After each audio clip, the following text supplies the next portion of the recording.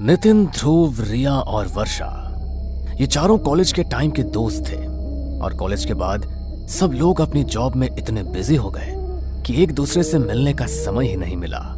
New year आ रहा था तो सबने मिलने का प्लान बनाया और डिसाइड किया कि नया साल कश्मीर की वादियों में ही मनाएंगे। नितिन के पास अपनी गाड़ी थी तो रात को उन्होंने कश्मीर का सफर तय करना शुरू किया और अगली सुबह तक कश्मीर पहुंच गए। 31 दिसंबर का दिन था। वो बस रात को होने वाली न्यू ईयर पार्टी का इंतजार कर रहे थे। यार, कश्मीर तो सचमुच स्वर्ग है। यहाँ की सुंदरता देखकर तो मैं मंत्रमुग्ध हो गया हूँ। यार, पहाड़ी इलाके जितने सुंदर होते हैं वहाँ पर भूतों की घटनाएं भी उतनी ज्यादा होती है। मैंने सुना है कि कश्मीर में बहुत सी ऐसी जगह है जहाँ पर हमेशा लोगों को छलावा होता है और उस छलावे में फंसकर लोग मारे जाते हैं। अरे यार, तो क्यों हमें डराने की कोशिश कर रहा है? हम यहाँ पर न्यू ईयर सेलिब्रेट करने आए हैं, ना कि तेरी भूतिया कहानियाँ सुनने। अरे मैं तो बस सच बता रहा हूँ, तुम्हें नहीं मानना तो मत मानो। वो सभी न्यू ईयर की पार्टी के लिए कश्मीर में एक कैंपिंग साइट गए। वहां पर पहुंचकर उन्होंने अपने टेंट लगाए और बोनफायर जलाने की तैयारी की। वो सभी बोनफायर जलाकर उसके पास बैठ गए। तभी नितिन ने कहा, यार, मैंने सुना है कि कश्मीर की लड़कियां बहुत सुंदर होती है। पहाड़ी लड़कियों की खूबसूरती कुछ अलग ही होती है। काश अभी मेरे पास कोई पहाड़ी लड़की आए और बोले कि तुम कितने अच्छे हो, मुझे तुमसे शादी करनी है। भाई, रात के 12 बजे किसी लड़की का तो पता नहीं, लेकिन कोई भूतनी जरूर तेरे पास आ सकती है। जब देखो तब फालतू की बातें करता रहता है। अच्छा बेटा, मैं फालतू की बातें कर रहा हूँ, तू तो जैसे बहुत समझदारी वाली बातें करता है ना। अरे यार, वर्षा के सामने ज्यादा सीधा बन रहा है। अच्छा तुम लोग बैठो, मैं अभी आता हूँ, बहुत जोर की लगी है। अरे रुक, अपने साथ माचिस लेकर जा, कोई छलावा मिल गया तो अपने साथ ही ले जाएगा। अरे तू बंद करना अपनी बकवास यार, अभी आ रहा हूँ बस मैं। ध्रुव ने कश्मीर में होने वाली कई भूतिया हादसों के बारे में सुना था, इसलिए वो बार बार सबको सावधान कर रहा था। लेकिन नितिन ने उसकी बात नहीं सुनी और बिना माचिस को अपने पास रखे झाड़ियों के बीच चला गया। वो जैसे ही वहां से वापस आने लगा तभी उसे वहां पर एक लड़की के रोने की आवाज सुनाई दी।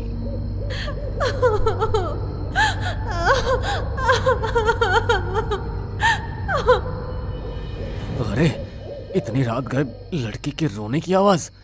कहीं सचमुच यहाँ पर कोई छलावा तो नहीं है? जल्दी से निकलना पड़ेगा।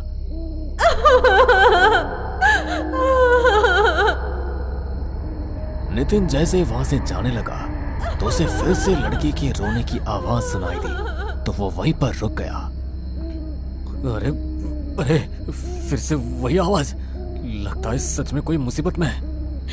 हाँ, मैं मुसीबत में हूँ। तुम इस तरह अचानक से मेरे सामने कैसे आ गई? अभी तक तो यहाँ पर कोई नहीं था। मेरी मदद करो। मैं तो बहुत समय से यहाँ पर किसी की मदद का इंतजार कर रही हूँ। अंधेरे की वजह से आप मुझे देख नहीं पाए। मैं बहुत मुश्किल में हूँ, प्लीज मेरी मदद कर दीजिए। शहर से आए हुए कुछ लड़के मेरे पीछे पड़ गए थे। बड़ी मुश्किल से अपनी जान बचाकर भागी हूँ। यहाँ पर अकेली रहती हूँ, कोई ऐसा है भी नहीं जिसके पास मैं मदद के लिए जा सकूं। आप मुझे अच्छे इंसान लगते हैं, आप मेरी मदद करेंगे ना? हाँ, तुम चिंता मत करो, तुम मेरे साथ चलो, तुम्हें कोई खतरा नहीं है। नितिन रास्ते भर उससे बातें करते हुए अपने दोस्तों के पास वापस आ गया। उसके दोस्तों ने उसे देखा तो हैरान रह गया। ये तुम क्या कर रहे हो नितिन? हाँ, मैं तो तुमसे इसे मिलवाना ही भूल गया, ये मुझे रास्ते में मिली। अरे कौन मिली? कोई भी तो नहीं है यहाँ पर। क्या? नितिन ने मुड़कर दूसरी तरफ देखा तो वहां पर कोई भी नहीं था। उसके पैरों तले से जमीन खिसक गई कि अभी तक जिस लड़की से वो बातें कर रहा था अचानक उसकी आंखों के सामने से वो कहाँ गायब हो गई। अरे इस तरह भूत बनकर क्यों खड़ा हो गया? बताना क्या हुआ? कहीं सच में तो तुझे किसी छलावे ने नहीं पकड़ लिया था ना? इस बार ध्रुव की बात सुनकर नितिन सच में डर गया और उसके कानों में दबी हुई आवाज पड़ी जो उसी लड़के की थी। अब तो तुम समझ ही गए होगे कि मैं कौन हूँ। चलोगे ना मेरे साथ? ये आवाज जैसे ही नितिन के कानों में पड़ी तो वो अचानक बौखला गया और वही लड़की अचानक से उसे खींचने लगी। जैसे ही सबने देखा तो वो बहुत ही भयानक थी। वो नितिन को खींचते हुए झाड़ियों की तरफ लेकर जा रही थी। तभी रिया ने अपना दिमाग लगाया और बॉनफायर में जल रही एक लकड़ी को उठाकर उसके ऊपर फेंक दिया। तो उसकी देखा देखी सभी ऐसा करने लगे। ऐसी बुरी चीजें आग से डरती है, इसलिए आग को देखकर वो वहां से गायब हो गए। तभी उन लोगों ने देर ना करते हुए नितिन को उठाया और जल्दी से सब गाड़ी में बैठ गए। नितिन बुरी तरह सहम चुका था, इसलिए ध्रुव ने गाड़ी स्टार्ट की और वो वहां से निकल गए। जल्दी गाड़ी भगाओ ध्रुव, हमें जल्द से जल्द इस पहाड़ी इलाके से निकलना होगा। अगर रास्ते में हमें कोई और छलावा मिल गया तो आज तो हम सब मारे जाएंगे। अरे भगवान के लिए इनका नाम मत लो, मुझे पहले बहुत डर लग रहा है वर्षा। बस भगवान का नाम लेते रहो और दुआ करो कि हम यहाँ से सही सलामत अपने घर पहुंच जाए। गाड़ी में सब बेहद डरे हुए थे। ध्रुव फुल स्पीड में गाड़ी भगा रहा था। तभी अचानक उसकी गाड़ी के सामने वही लड़की आकर खड़ी हो गई और उसका चेहरा देखते ही देखते बहुत भयानक हो गया। उसे गाड़ी के सामने देखकर ध्रुव अचानक बौखला गया और गाड़ी का बैलेंस बिगड़ गया। गाड़ी जाकर सामने के पेड़ में टकराने ही वाली थी, लेकिन ध्रुव ने थोड़ी हिम्मत की और अचानक गाड़ी को ब्रेक लगा दिया। ये क्या कर रहे हो तुम? सबको मार डालने का इरादा है क्या तुम्हारा? अरे वो लड़की अभी फिर से मेरी गाड़ी के सामने आई थी, उसे देखकर मैं हड़बड़ा गया। क्या? ये क्या बोल रहे हो तुम? वो लड़की अभी भी हमारे पीछे है? तब तो इसका मतलब यही है कि हम लोग अभी भी उसके छलावे में फंसे हुए और वो लड़की हमें जैसे चाहे वैसे घुमा रही है। वो कोई लड़की नहीं है वर्षा, ये छलावा है। वो जो चाहे वैसा रूप ले सकती है, इसलिए हमें बहुत सावधान रहना होगा। ध्रुव, तुम जल्दी से गाड़ी स्टार्ट करो और अगर इस बार कोई भी गाड़ी के सामने आए तो गाड़ी ना तो रोकना और ना ही हड़बड़ाना, बस गाड़ी आगे बढ़ा देना। ध्रुव ने अपने आप को थोड़ा समझाया और फिर से गाड़ी स्टार्ट की। इस बार उसने पहले से भी ज्यादा स्पीड से गाड़ी को भगाना शुरू किया। तभी अचानक से रिया की नजर गाड़ी के रियर मिरर पर पड़ी तो उसके होश उड़ गए, क्योंकि नितिन की आंखें पूरी तरह लाल हो चुकी थी और वो बड़े भयानक तरीके से हंसता हुआ रियर मिरर से उसी की तरफ देख रहा था। उसे देखकर रिया अचानक से चिल्लाई और उसके चिल्लाते ही नितिन उस पर झपट पड़ा। बचाओ, कोई बचाओ मुझे। वर्षा ने जल्दी से अपना हाथ में पहना हुआ रुद्राक्ष का ब्रेसलेट नितिन के माथे पर लगा दिया। तभी नितिन बुरी तरह तड़पता हुआ रिया से दूर हो गया और वो तीनों देर ना करते हुए गाड़ी से निकलकर वहां से भाग गए। हमें कुछ भी करके जल्दी से जल्दी यहाँ से निकलना होगा।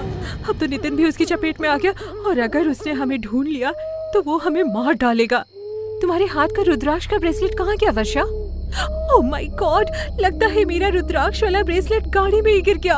Oh no. वर्षा ने जैसे ही ऐसा बोला वैसे ही पीछे के एक पेड़ पर बैठे नितिन ने पीछे से उस पर हमला कर दिया और उसे घसीटता हुआ जंगल के अंदर ले जाने लगा। बचाओ, प्लीज बचाओ, ये मुझे मार डालेगा। रिया, क्या तुम्हारे पास कोई धार्मिक चीज है जिससे हम वर्षा को बचा सके? नहीं ध्रुव, सिर्फ वर्षा के पास ही रुद्राक्ष वाला ब्रेसलेट था जो गाड़ी में रह गया। हमें गाड़ी के पास जाकर वो ब्रेसलेट वापस लेकर आना होगा।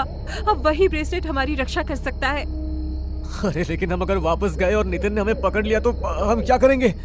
कुछ ना कुछ तो करना ही पड़ेगा न ध्रुव, वरना वैसे भी हमारे पास बचने के लिए कुछ नहीं है। अगर हमें वो ब्रेसलेट मिल गया तो कम से कम हम अपनी जान तो बचा सकेंगे। दोनों ने हिम्मत की और भगवान का नाम लेते हुए गाड़ी की तरफ वापस जाने लगे। थोड़ी देर बाद वो दोनों गाड़ी के पास पहुंच भी गए। तभी रिया बोली, तुम यही रुको ध्रुव, मैं गाड़ी से रुद्राक्ष वाला ब्रेसलेट लेकर आती हूँ। रिया जैसे ही ब्रेसलेट लेने के लिए गाड़ी का दरवाजा खोलकर गाड़ी के अंदर गई, वैसे ही गाड़ी अचानक शुरू हो गई। रिया ने देखा तो नितिन गाड़ी चला रहा था और उसका पूरा चेहरा किसी प्रेत की तरह भयानक हो गया था। वो जोर जोर से हंसते हुए रियर मिरर से रिया को देख रहा था। तुझे क्या लगा कि तू बच जाएगी? लेकिन ऐसा नहीं होगा। अपने दोस्तों की तरह तुझे भी मैं अपने चपेट में ले ही लूंगा। यह रिया गाड़ी में ब्रेसलेट ढूंढते हुए मदद के लिए चिल्ला ही रही थी और वहां ध्रुव किसी न किसी तरह रिया को उस छलावे के चंगुल से बचाना चाहता था।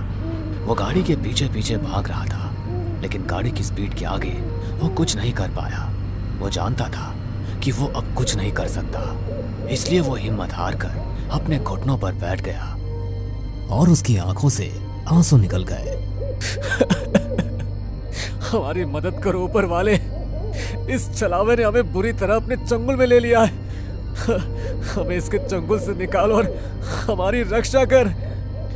ध्रुव ने जैसे ही भगवान से यह प्रार्थना की, वैसे ही उसे अपने पीछे से कुछ आवाज सुनाई थी।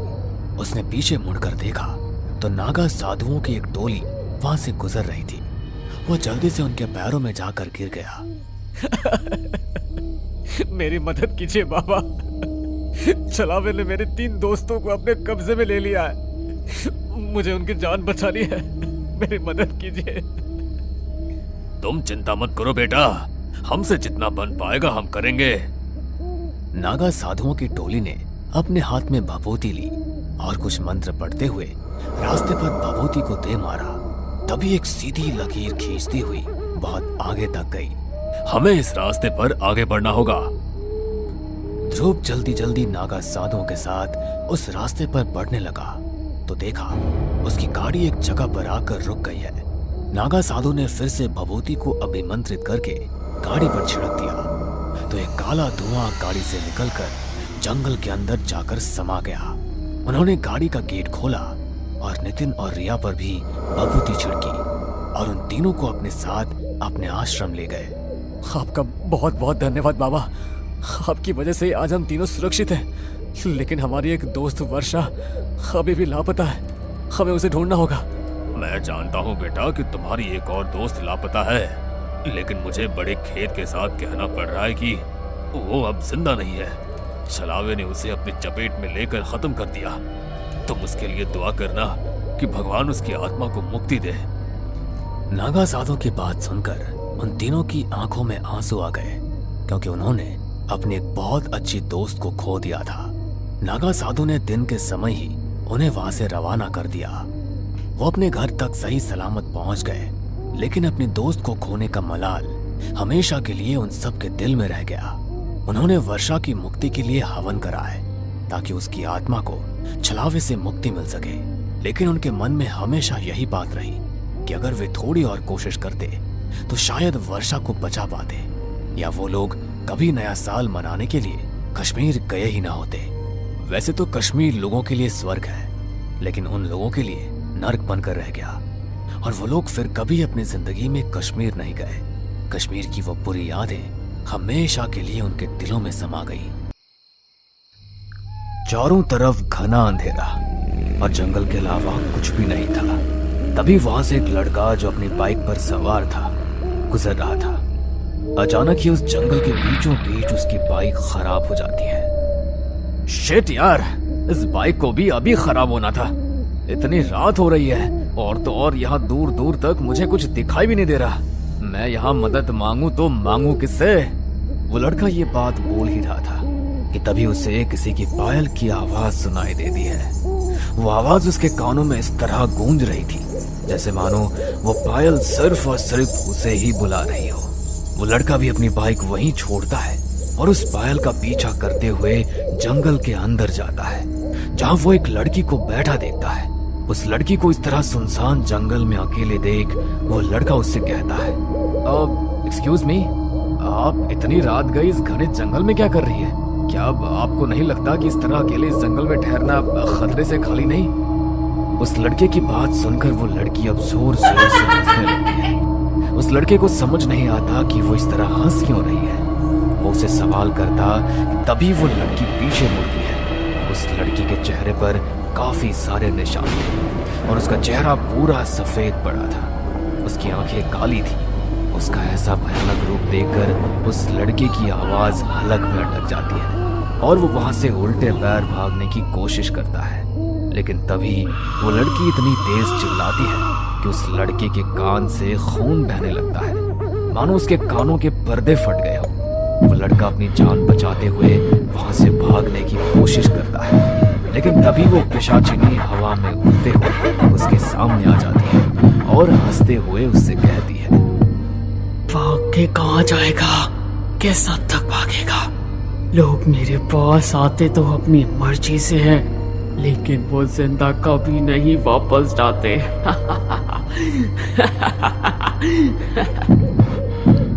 वो लड़का कुछ बोल पाता उससे पहले ही पिशाचिनी उस लड़के के ऊपर चढ़ जाती है और अपने गहरे नुकीले दांतों को बाहर निकालकर उसके गर्दन पर चुभाकर उसका खून चूस लेती है। इस तरह वो लड़का अपनी जान से हाथ धो बैठता है। उसका पूरा शरीर पीला पड़ चुका था और वो वहीं ढेर हो जाता है। तभी वो पिशाचिनी उसका पैर पकड़कर खींचते हुए उसे हाईवे पर फेंक देती है। ये कहानी है सीलमपुर गांव की, जहां रात के समय कोई भी बाहर नहीं निकलता था, क्योंकि ऐसा माना जाता था कि रात के समय उनके गांव में एक ऐसी चीज भटकती है जिसकी कल्पना शायद किसी गांव वालों ने नहीं करी थी।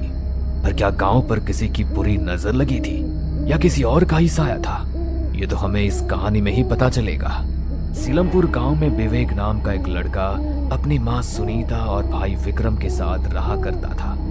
ऐसे ही एक दिन, माँ आज मैं शहर जा रहा हूँ और मुझे आने में थोड़ा लेट हो जाएगा, इसलिए तुम मेरे लिए रुकना मत और खाकर सो जाना। ये बात तो ठीक है विवेक, लेकिन अगर तुझे लगा कि तुझे आने में रात हो जाएगी तो एक काम करना, शहर में कहीं रुक जाना, क्योंकि रात के समय हमारा गांव सुरक्षित नहीं है, ये तुम अच्छे से जानते हो। क्या माँ कैसी बात कर रही हो आप? ऐसा कुछ नहीं है। अच्छा मैं चलता हूँ। इतना बोलकर विवेक शहर के लिए रवाना हो जाता है और शहर में अपना काम खत्म कर घर आने लगता है। पर उसको घर आते आते शाम हो जाती है, लेकिन अब भी उसका गांव 10 किलोमीटर दूर था। विवेक जंगल के रास्ते को देख खुद से कहता है, अगर मैं हाईवे से जाऊंगा तो मुझे 3-4 घंटे लग जाएंगे, क्यों ना मैं ये शॉर्टकट अपना लूं। इस जंगल के रास्ते में अपने गांव भी जल्दी पहुंच जाऊंगा और माँ गुस्सा भी नहीं करेगी। जंगल के रास्ते वो घर जल्दी पहुंच जाएगा, ये सोचकर वो जंगल का रास्ता अपना लेता है। वो थोड़ी ही दूर चलता है कि तभी उसको किसी के रोने की आवाज आती है। इतने घने जंगल में कौन रो रहा है और आखिर वो यहाँ कर क्या रहा है? विवेक उस रोती हुई आवाज का पीछा करता है। थोड़ी दूर चलने पर उसे एक लड़की बैठी हुई नजर आती है जो अपने घुटने पर अपने सर को टेक कर रो रही थी। उस लड़की को देख विवेक अपने बैग से पानी निकालता है और उसे देते हुए कहता है, सुनिए, आप इस तरह रो क्यों रही है? और तो और आप अकेले इस जंगल में क्या कर रही है? अरे इस जंगल में किसी जानवर ने आपका शिकार कर लिया तो? विवेक की बात सुनकर वो लड़की अपना चेहरा ऊपर उठाती है। उस लड़की की आंखें पूरी तरह लाल थी, पर विवेक उसकी लाल आंखों को इग्नोर करते हुए उसको पानी देता है। देखो, रोते रोते पूरी आंख लाल कर ली है तुमने, ये लो पानी पियो। मैं पानी नहीं पीती, मुझे पानी नहीं चाहिए। यार ये सही है, अपना गुस्सा तुम खाने पीने पर निकाल रही हो। एक काम करो, तुम मेरे साथ चलो। विवेक की बात सुनकर उस लड़की के चेहरे पर स्माइल आ जाती है और वो उसके साथ उसके घर जाने के लिए तैयार हो जाती है। कुछ देर बाद विवेक और वो लड़की दोनों ही विवेक के घर चले जाते हैं, जहाँ सुनीता उस लड़की को देख विवेक से कहती है, विवेक ये कौन है? माँ ये कौन है ये तो मुझे भी नहीं पता, लेकिन ये एक लड़की है। तुम्हें पता है, ये मुझे जंगल में रोती हुई मिली थी। जंगल में? तू जंगल के रास्ते से आया था? अरे तेरी बुद्धि पर पत्थर पड़ गया है क्या? एक तो तुझे इस लड़की का नाम नहीं पता, ऊपर से तू इसे जंगल से लेकर आया है। अरे नालायक, तुझे मालूम नहीं उस जंगल में एक पिशाचिनी रहती है जो लोगों का खून चूसकर उसको मार डालती है। कहीं ये लड़की वही पिशाचिनी तो नहीं है? हे लड़की, सच बता, तू पिशाचिनी तो नहीं है ना? अगर तू पिशाचिनी है तो मेरे घर से चली जा, क्योंकि मैं तुझे मेरे घर को कुछ नहीं करने दूंगी।